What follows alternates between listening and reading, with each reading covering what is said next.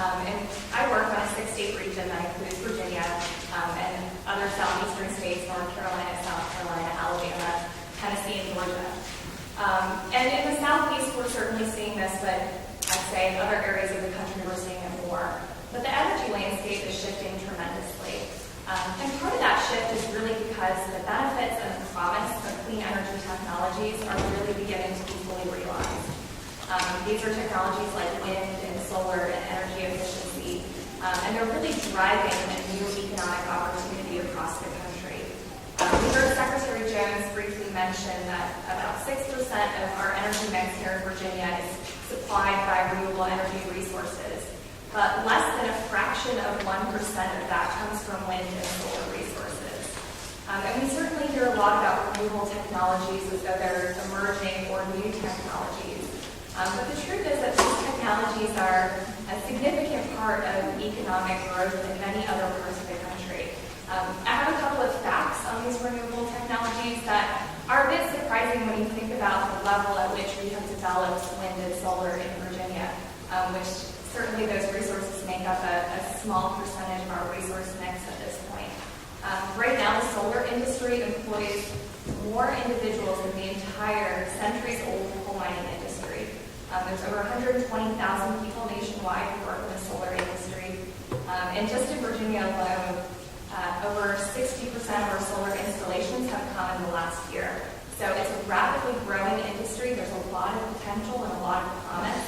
We heard Governor McCullough talk about some of the initiatives and priorities that they have with regard to these types of technologies, and I think it's a really important driver of our clean energy system.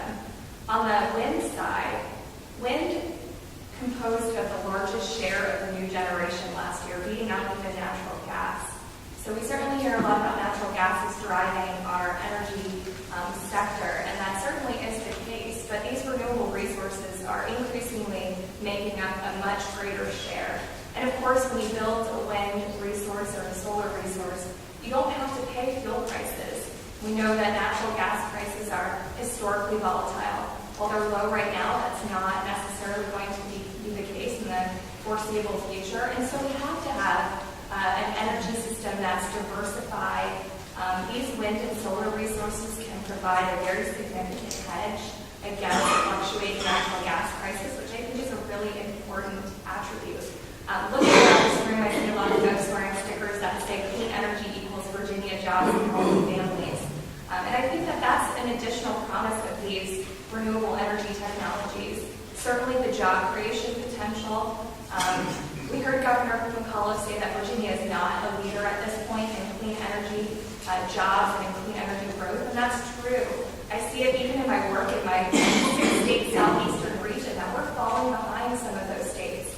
Georgia will have over 700 megawatts of solar power in their generation in the next year. Virginia's at 15 right now. North Carolina, our neighbors to the south, have over 650 megawatts of solar. On the offshore wind side, we have the first commercial lease off the coast of Hampton Roads. It's 113,000 acres, and it can supply enough power to power 700,000 homes. We can be a leader in clean energy technologies. And this is really an area that I think we've heard the governor talk about, but we certainly want to see tremendous growth in this sector across the state. And we're just not seeing it at this point.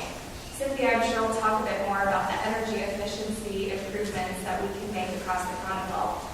One point that I will make on energy efficiency is I've worked in this for quite a number of years now. I work on energy efficiency across our 6-state region. I lead the Southern Environmental Law Center's work. And our year-over-year energy savings level is the lowest in our 6-state region. We're behind even Alabama, which is surprising when you think about Virginia as a state where we really do take being a leader seriously, and we're certainly falling behind. So it's heartening to see that this administration is making this a priority, making clean energy, jobs, and economic development a priority. It certainly is an important aspect when we're thinking about the impacts of climate change. We have this EPA Clean Power Plan that will certainly prioritize clean energy resources. And the policies in the Virginia Energy Plan can really help to drive the carbon reductions that we'll need to achieve in order to begin to stave off the worst impacts of climate change. So I'll leave my remarks there. I look forward to working with the administration and putting some of these policies in place. And I'll turn it over to Cynthia. Thank you.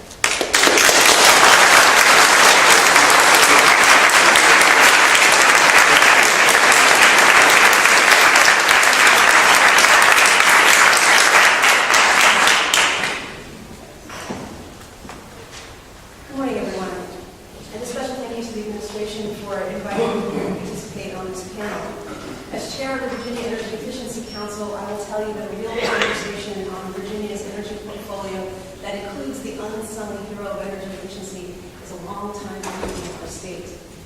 The mission of the nonprofit that I run, is LEAP, is to lead the effort in buildings to retrofit them with energy and renewable technologies.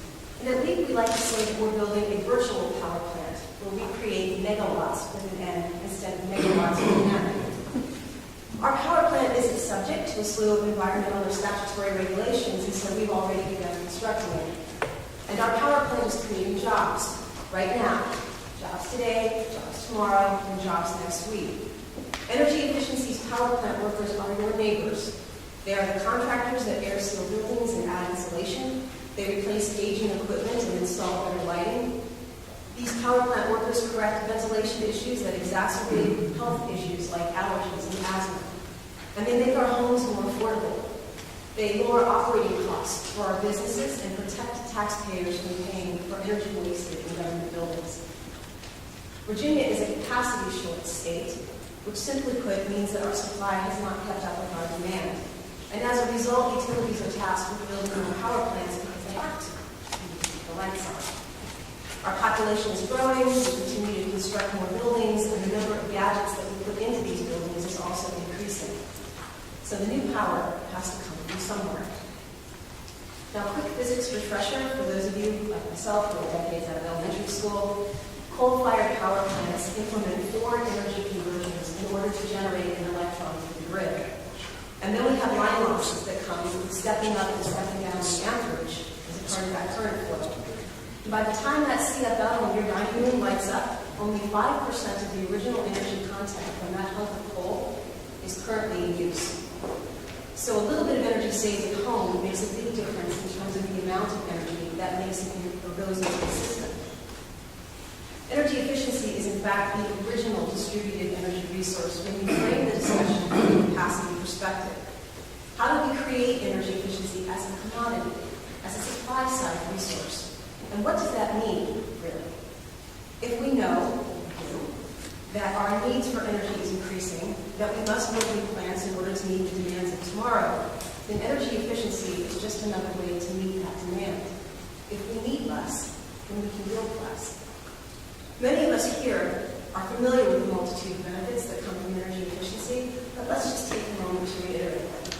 Energy efficiency is typically the peas and carrots of the energy portfolio dinner. You know, it can be dessert bowl solar and not eating potatoes like the fossil fuel industry. So I need to say how crazy this is. Energy efficiency conserves the finite resources that we have and saves money on building new plants, as I mentioned. It does make our buildings more durable. It improves comfort. It improves the quality of life for the people that live and work in them. And it improves worker productivity. Energy efficiency increases our energy security. It spurs local economic development, and it creates or maintains jobs. There are a multitude of reasons why promoting and implementing energy efficiency is in the public's and indeed in our own personal best interests. We have study after study that has given us statistic after statistic on the economic benefits, on the business case for energy efficiency as a resource and as a means to grow jobs and save money. I'm going to share with you a couple of notable statistics from the American Council for Energy Efficient Economies, Energy Efficiency, and the Economic Opportunity Fact Sheet. For every 1 million spent in building efficiency improvements, 20 jobs are supported. And this is in contrast to only 17 jobs supported by investing into the economy as a whole. And for every 1 million in avoided consumer energy costs, another 17 jobs are supported. And this is in contrast to only 10 jobs supported through utility generation and transmission. Most public buildings spend 20 to 30% more on energy than is necessary. These expenses can be recovered through energy upgrades at no additional cost to taxpayers through the work that pays for itself.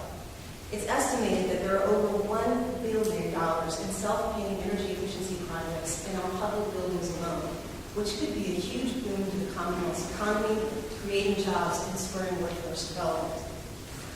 In Virginia's residential building sector, we have roughly 1.5 million homes that I've characterized as retrofit ready. These are homes that are owner-occupied and built prior to 1970, that is before we had insulation standards even in code. A 2% market penetration of these 1.5 million homes equates to roughly 30,000 upgrades annually. And if an average retrofit costs $5,000 and produces at least 15% of energy savings, we're talking about leveraging $150 million in private capital. And given the job conversion numbers that I spoke of before, the Commonwealth would support an additional 3,200 jobs in the residential sector alone. Now, state organizations like the Virginia Energy Efficiency Council will tell you that energy efficiency is important for the business case it represents. The VA/EPC has completed 2 industry census reports on energy efficiency businesses to document the value that they bring to the Commonwealth. And we look forward to the appointment of the Governor's Energy Efficiency Board to develop a strategy on meeting our state's 10% energy efficiency goal by 2020. And lastly, I'd like us all to remember that Virginia imports a significant amount of our energy.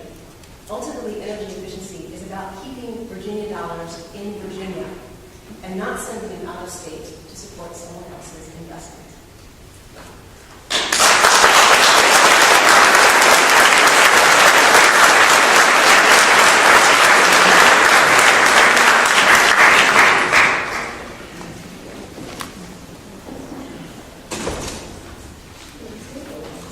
First, I'd like to thank the Virginia Chamber of Commerce and the Virginia League of Conservation Winners for hosting this event, sponsoring it. It's great to see this many people in a room talking about energy here in Virginia.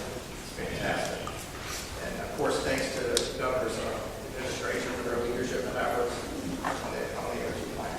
I was asked to come and provide a manufacturing perspective on energy supply as it relates to siting new facilities or expanding existing facilities.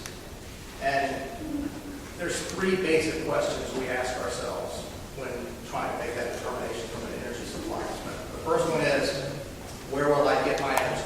Where will it come from? Is the supply reliable and dependable? And then finally, is the supply affordable now, and will it be affordable in the future? So it's a 3-legged stool: access, reliability, and affordability.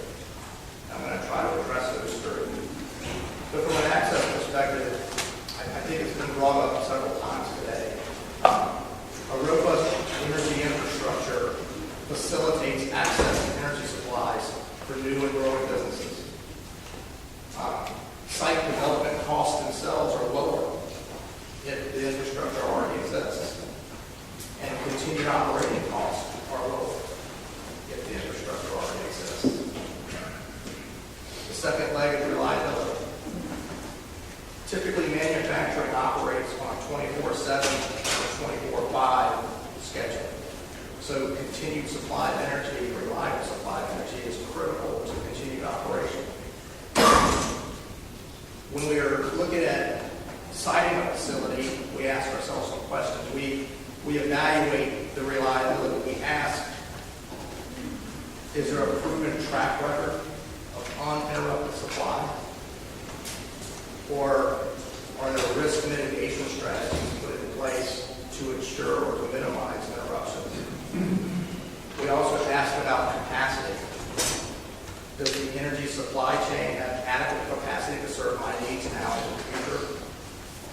Have any plans been developed to expand capacity for the future? And then finally, we ask about diversity of fuel. Diversity enhances the reliability of the supply and provides backup to the primary supplies. It also provides the capability to expand. Finally, the last leg is affordability. The cost of energy is typically the number 2 or 3 spend for a manufacturer.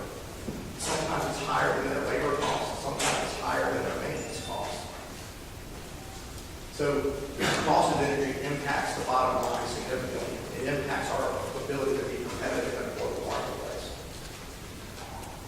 Manufacturers make